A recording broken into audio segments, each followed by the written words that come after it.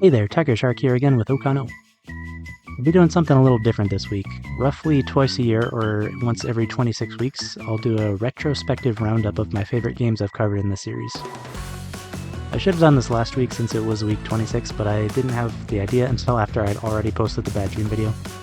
Oh well, I'm doing it now. Retrospective Roundup Episode 1. You can cheat and look in the description for the links to see ahead of time what the games are, like a psychopath. Or you can be a real rad lad and wait and see like you're supposed to. I can't tell you what to do, I'm not your mom.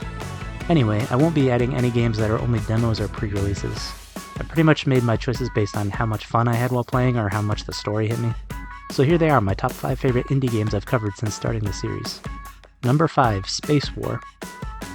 I've had a lot of trouble ranking these. I really wanted to put Archimul in here. It's the first time I've ever said that name out loud, so I doubt I'm saying it right. But as I said, it was a demo and I'm not going to feature any demos unless there's a full release. I rank Space War here since it has a unique setup and I enjoy the gameplay quite a bit. If you haven't seen my review, it's a game made for a challenge to combine 2 incompatible game styles. In this case, Alien Invaders and Pong. I liked basically everything about this one with very little negatives. However, I can't rank it any higher because of how short it is. Number 4, Overpowered. Back to the beginning, episode 2 of Sorting Treasure from Trash. Overpowered is an incredibly difficult platformer with a cool art style. You start as a weakling who dies in a single hit, but then after going through all the painful challenges, you gain the power to be invincible and beat the boss in a single hit. There's not much to it, it's a game of 2 extremes separated by a glowing orb. I had enough fun with it that I played it multiple times over despite being so short. Or at least the original episode 9 years ago when I didn't have a schedule or a wife to help me stick to that schedule, so hopefully I can find a working link. Number 3, Bad Dream Bridge. I hesitated to add this one to the list, but I like the art style enough that I feel like I had to. The main reason it makes it above the previous 2 is that it's longer, and there's several other games in the series that are just as good. I don't know if this one counts as a demo or not, but I think I can let it slide. A minimalistic, hand-drawn, point-and-click horror game doesn't sound like it should be as good as it is. It's a bit of a weird, ironic style, but it really works. I've always been a fan of point-and-click adventure games. This one does have some of the normal, nonsensical puzzle solving that can be found in this genre, as well as the strange randomness that is often found in horror games.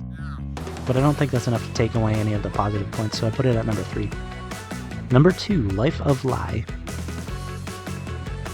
The one singular reason I didn't rate Life of Lie at number 1 is because it's so short. I'm already tired of hearing myself say that in almost every review I do, but I also have to listen to myself 100,000 times while I'm editing, so maybe it's just me.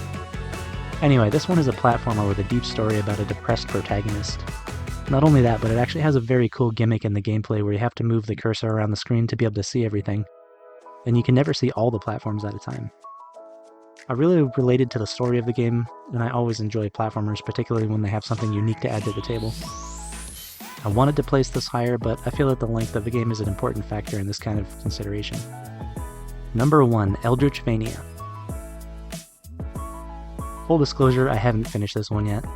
I said I would in my review, and I did play a bit more after that, but I've been busy and I had other stuff to do.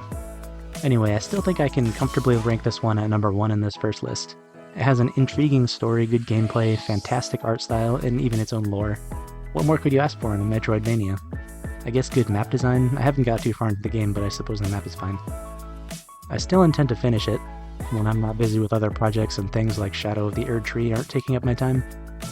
So that's my top 5 list of games I've covered so far. I'll be doing this again on episode 52. Until then, that's all for this one, and as always, I hope you have a spectacular day.